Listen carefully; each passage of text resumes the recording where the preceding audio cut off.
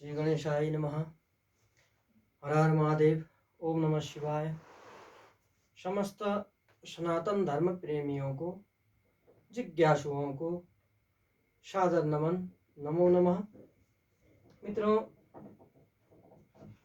हमारे इस सनातन धर्म पथ एस्ट्रो त्रियुगा यूट्यूब चैनल के माध्यम से सनातन धर्म के संबंधी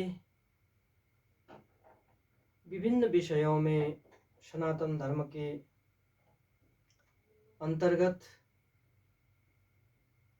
ज्योतिष आदि विषयों में अपनी तरफ से जो कुछ भी हमारे पास ज्ञान है उसको आप सब लोगों को इस YouTube चैनल के माध्यम से वीडियो बना के आप लोगों के समक्ष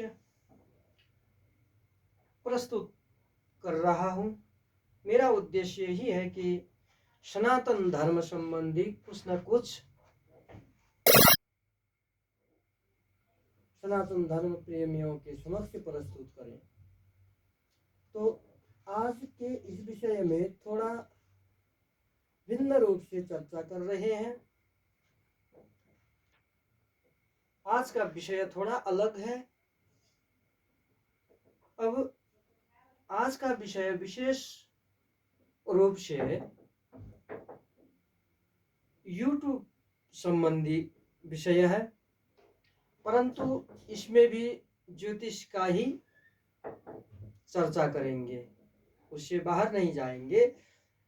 ज्योतिष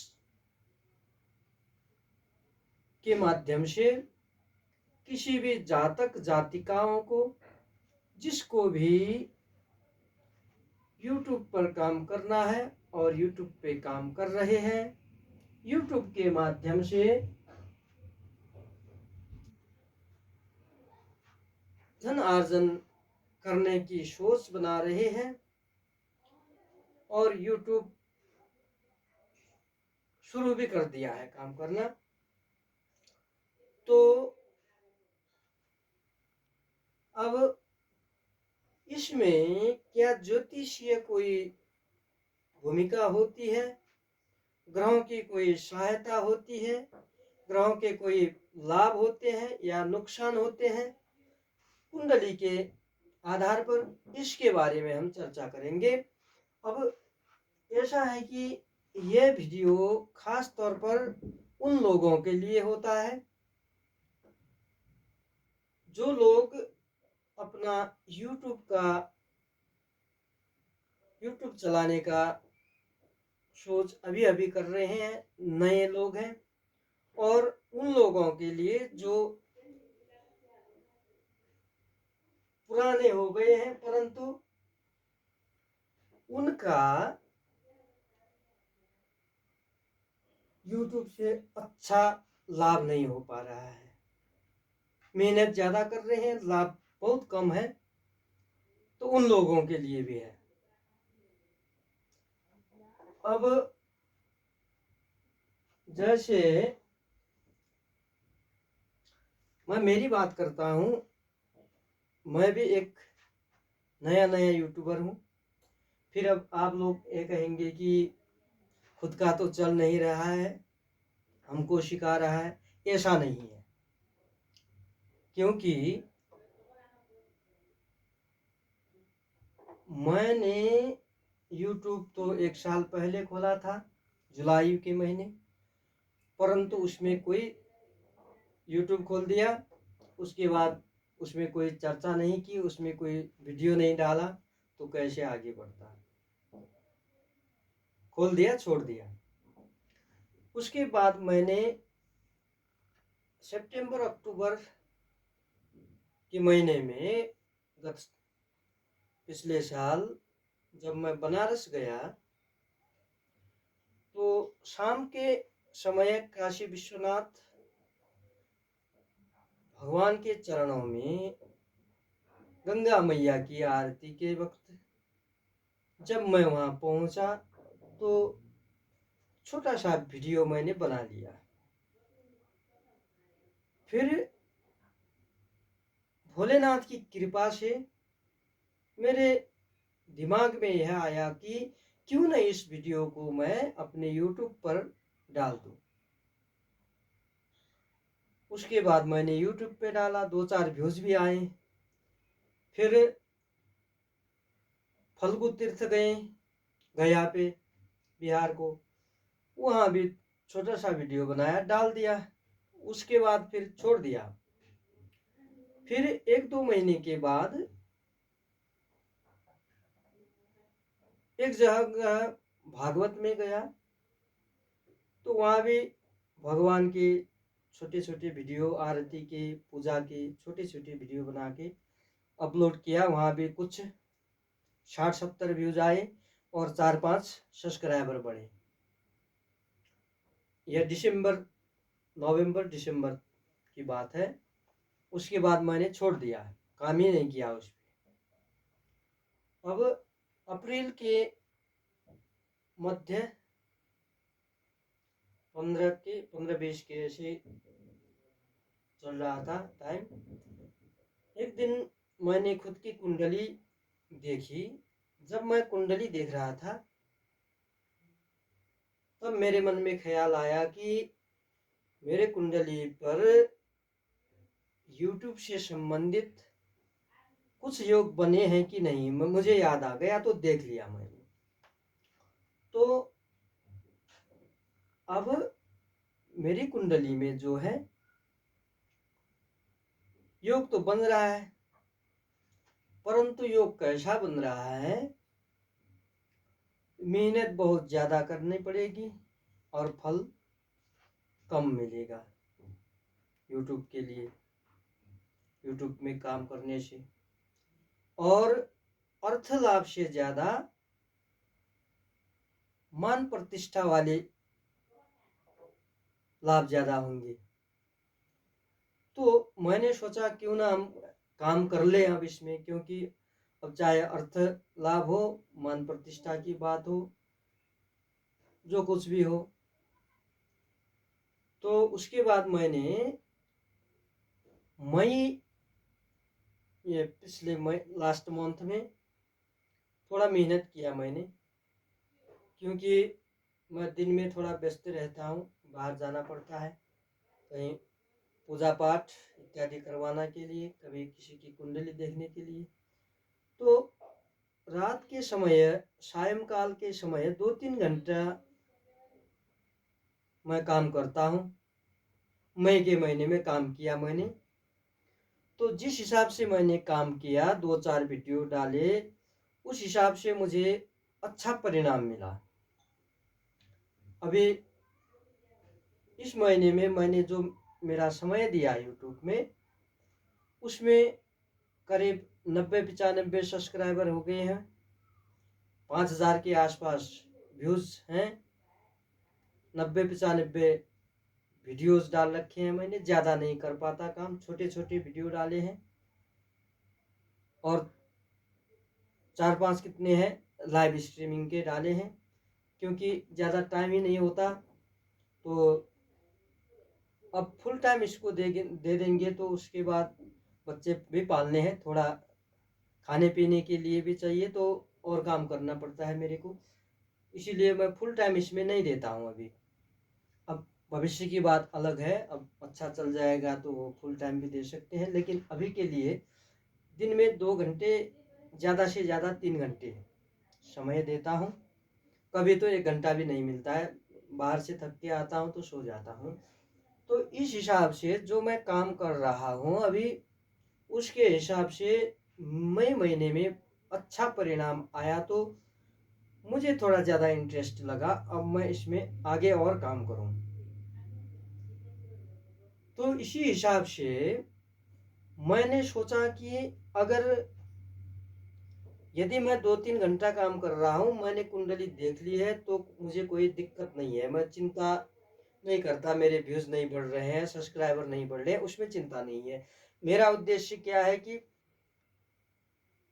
5000 जो व्यूज हैं उनमें से केवल 5 आदमियों ने, जो मैंने कहा है, जैसे सनातन धर्म के पक्षधरों को निवेदन किया है कि आप लोग शिखा रखें, तिलक चंदन करें, यज्ञोपवीत धारण करें, संध्या वंदन आदि करें, गरीबों की सेवा करें, मंदिरों में सेवा करें, वृद्ध वृद्धाओं की सेवा करें आदि इत्यादि जो कहे हैं मैंने, उनमें से 5000 व्यूज में से केवल 5 व्यक्तियों ने यदि वो काम अपने जीवन में लागू कर दे तो मैं संतुष्ट हो गया। मुझे उससे ज्यादा कुछ नहीं चाहिए, क्योंकि मेरा कर्तव्य है, मेरा उद्देश्य भी है कि सनातन धर्म के विषय में कुछ ना कुछ करें।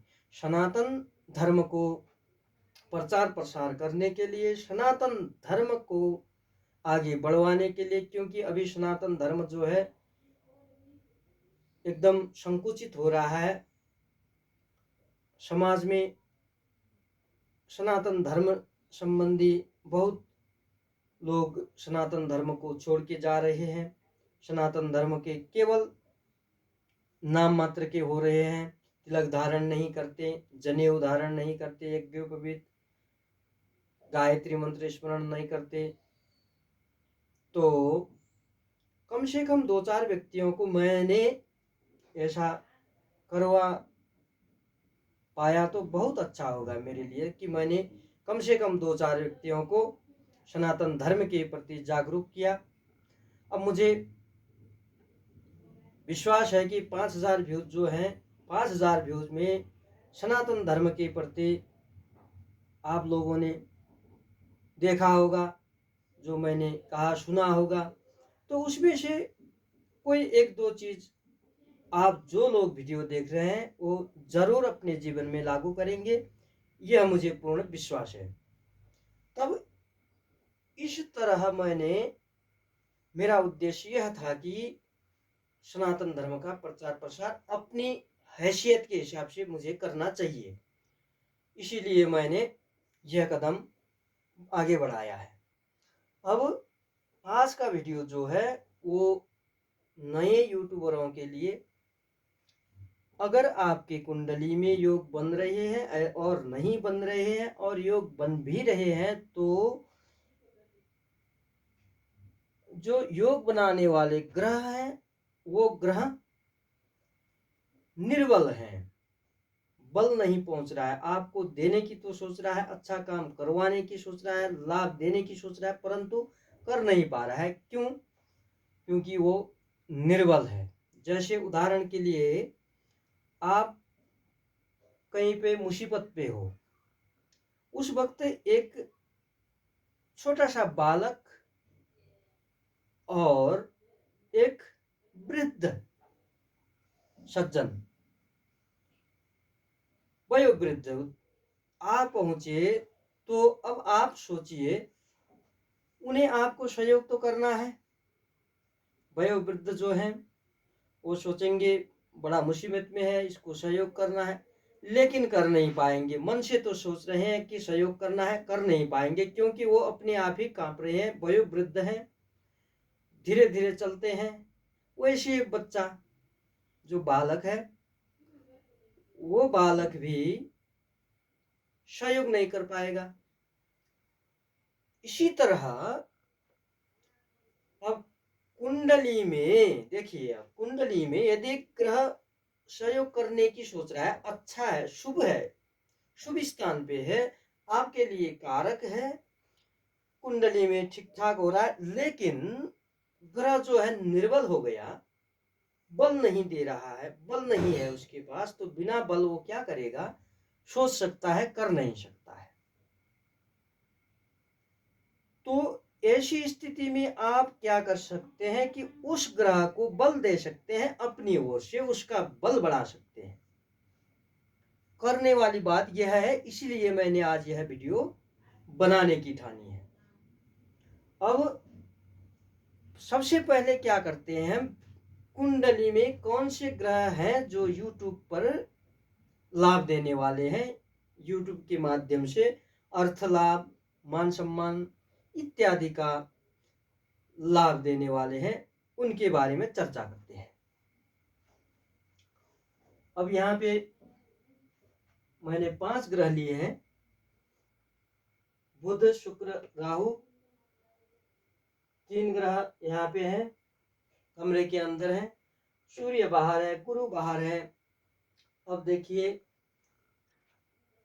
आप लोगों ने कहीं विचार किया होगा कि कोई दो समकक्षी अर्थात दो आदमी ऐसे जिन्होंने एक ही साथ एक दो दिन के आगे पीछे एक ही महीने में एक ही साल में यूट्यूब स्टार्ट किया होगा, परंतु उनमें से कोई धनाढ्य बन गया, करोड़पति बन गया, और दूसरा वाला क्या है कि उसकी ज्यादा आमदनी नहीं हो रही, ज्यादा लाभ नहीं हो रहा है, परंतु मेहनत बहुत ज्यादा कर रहा है। अब वो क्या हो सकता है? दोनों ने एक ही टाइम पे, एक ही समय पे, एक ही साल, एक ही महीना शुरू किया, परंतु एक करोड़पति बन गया। अब दूसरा ज्यों का त्यों है, बिल्कुल थोड़ा थोड़ा इनकम कर रहा है, मेहनत ज्यादा कर रहा है। तो इसका मतलब यह है कि या तो उसके कुंडली में यूट्यूब के लिए शुभ ग्रह बने ही नहीं है, एक यह हो सकता है। दूसरा यह हो सकता है कि शुभ ग्रह तो है लेकिन निर्बल स्थिति में है, बल नहीं है उनके पास, यह भी हो सकता है। वो चाहते तो हैं, लाभ दिलाने के लिए चाहते तो हैं, परंतु बल नहीं है, तो चाहत से नहीं होगा, उधर दिला नहीं सकते हैं, अतः ज्यादा लाभ नहीं होगा। अब तीसरा कारण क्या हो सकता है? तीसरा कारण यह हो सकता है कि इनमें से ग्रह तो हैं लेकिन अच्छे ग्रह हैं, फिर अच्छे ग्रह होने के साथ साथ बुरे ग्रहों की नजर, और वो ग्रह, अच्छे ग्रह जो है वो अशुभता में फंस चुके हैं, अशुभता वालों ने घेर चुका है। जैसे मैंने आगे एक उदाहरण दिया, आपको मुसीबत आई है, एक वयोवृद्ध आए, अगर उस जगह एक जवान आदमी आ जाता तो सहयोग कर लेता, बल वाला आदमी आता तो सहयोग कर लेता। ठीक उसी तरह यदि बल वाला ग्रह कारक हो रहा है, शुभ हो रहा है, तो अच्छा लाभ देगा। अब उसी वक्त देखिए, समझने की बात यह है कि यदि वो बलवान तो आ गया, बलवान आपको बचाने के लिए आ रहा है, लेकिन रास्ते में क्या हो गया, जिसने आपको, मानो आपको किसी शत्रु ने मुसीबत में घसीटा है, तो वो जो शत्रु थे, उन शत्रुओं ने क्या कर दिया, वो बलवान व्यक्ति को घेर लिया। अब बलवान व्यक्ति को, वो बलवान था लेकिन क्या हो गया, उसकी जो ताकत है उससे ज्यादा ताकत वालों ने उसको घेर लिया, तो वो भी सहयोग नहीं कर पाएगा। ठीक इसी तरह यदि शुभ ग्रह तो है, आपको शुभता देने में तैयार है, लेकिन क्या हो गया, उसको अशुभ ग्रहों ने, जो आपके कुंडली के लिए अशुभ ग्रह हैं, उन ग्रहों ने उस शुभ ग्रह को घेर लिया, तो उसको काम करने नहीं दिया। ऐसी स्थिति भी हो सकती है। अब इसके लिए देखिए, यदि कुंडली में बुध ग्रह अच्छा है, शुक्र ग्रह अच्छा है, राहु ग्रह अच्छा है, गुरु अच्छा है, सूर्य अच्छा है, तो यूट्यूब अच्छी तरह चलेगा। अब इन ग्रहों में भी ज्यादा अच्छा कैसे चलेगा? यदि बुध शुक्र राहु अच्छे हैं, और गुरु और सूर्य भी अच्छे हैं, और उन तीनों ग्रहों पर दृष्टि डाल रहे हैं, तो इतना अच्छा चलेगा कि बहुत अच्छा चलेगा। अब इन पांचों ग्रह अच्छे हैं तो अच्छा चल, बहुत अच्छा चलेगा। उसके बाद चार ग्रह अच्छे हैं तो थोड़ा कम अच्छा चलेगा, लेकिन अच्छा ही चलेगा। तीन ग्रह अच्छे हैं तो भी अच्छा चलेगा। दो ग्रह अच्छे हैं और किसी एक शुभ ग्रह की दृष्टि हो, फिर भी अच्छा चलेगा। अब एक ही ग्रह अच्छा है लेकिन अशुभता की दृष्टि है, थोड़ा थोड़ा चलेगा, अब चलता है, कल चलता है, परसों से तो अच्छा चलता है, ऐसा करके चलता रहेगा। तो यह हुई अब ग्रहों की बात। शुभता अशुभता इत्यादि की बात, मुख्यतया बुध शुक्र राहु और शुक्र सूर्य का भी थोड़ा होता ही है उसमें कनेक्शन, गुरु का भी होता है कनेक्शन। अब कनेक्शन तो नवग्रहों के होंगे, क्योंकि अगर मैं यहाँ शुभता की बात कर रहा हूँ, शुभ ग्रह कारक ग्रह कौन माने जाएंगे इसके बारे में बात कर रहा हूँ, नहीं तो नवग्रह ही बाधाएं डालने में तो और ग्रह भी, जैसे अब यहाँ पे मंगल का नहीं उल्लेख किया है, केतु नहीं आया है, तो यदि इन ग्रहों की दृष्टि पड़ गई, ये ग्रह मारक ग्रह है तो दृष्टि इन पर पड़ गई तो भी वो भी डिस्टर्ब करेंगे। इसके साथ साथ भावों का भी विचार करना चाहिए, जैसे लाभ स्थान का भी विचार करना होगा, लाभ स्थान में कौन सा ग्रह है, भाग्य स्थान का ग्रह कौन सा है, भाग्येश कौन सा ग्रह है, भाग्य स्थान में कौन सा ग्रह बैठा है, कर्म स्थान में कौन सा ग्रह बैठा है, सप्तम भाव का भी देखना पड़ेगा, क्योंकि सप्तम भाव जो है दैनिक आमदनी का कारक माना जाता है, अतः सप्तम भाव को भी देखना पड़ेगा, लग्नेश को भी देखना पड़ेगा। अगर लग्न ही कमजोर है तो भी इसमें मुसीबत आएगी। तो यह सब चीजों को देखकर उसके बाद पता चलेगा कि आपका ग्रह किसी को बलवान करना है जिसके कारण आपका अच्छा रहेगा, और किसी को शांत करना भी होता है। यदि कोई दुख दे रहा है, सक्सेस होने से रोक रहा है, तो उसको शांत करना पड़ेगा। अब इसके लिए मैंने मेरे पिछले वीडियो में नवग्रह के अशुभता के कारण, लक्षण एवं शुभता करने के उपाय सब ग्रहों के अलग अलग वीडियो बना के डाल रखे हैं। उससे पहले आपको ये उपाय करें, पहले आपको अपनी कुंडली से जानना चाहिए कि मेरे ग्रह अच्छे हो रहे हैं या सपोर्ट चाहिए या बल देना है या किसी को शांत करना है, इसके बारे में पता लगाना है। उसके बाद ही उपाय के बारे में, अवलंबन उपाय के बारे में क्या करना है उसके बारे में, उसके बाद ही आपको करना है। अब कुंडली में यह पता लगाने के लिए आपको YouTube चैनल के माध्यम से लाभ होगा या नहीं होगा, इसको पता लगाने के लिए अपनी कुंडली या तो खुद देख सकते हैं, क्योंकि मैंने द्वादश भावों के बारे में भी वीडियो बना रखा है, नवग्रहों के भी वीडियो बना रखे हैं, कौन सा ग्रह शुभता में क्या देता है, अशुभता में क्या देता है वो भी बना रखा है। यदि आपको थोड़ा आइडिया हो तो आप खुद ही देख सकते हैं। अगर आपको आइडिया न हो तो आप किसी ज्योतिषी के पास जा सकते हैं, ज्योतिषी से परामर्श ले सकते हैं। अगर वो भी संभव ना हो, किसी की स्थिति ऐसी कमजोर हो कि वो ज्योतिषी के पास जाके खर्चा भी नहीं कर सके और उनको कुछ करने के लिए इच्छा है, जागरूक हैं, तो क्या कर सकते हैं आप लोग कि मेरे व्हाट्सएप पर अपना date of birth, place, birth place, accurate time, यह चीज मेरे व्हाट्सएप पर टेक्स्ट कर सकते हैं और 3 प्रश्न पूछ सकते हैं बिना कोई चार्ज तेरे, बिना शुल्क, निःशुल्क होगा, मेरी तरफ से होगा। क्योंकि मैंने पहले कहा, मेरा उद्देश्य सनातन धर्मियों को, सनातन धर्म प्रेमियों को किसी भी तरह सहायता करना।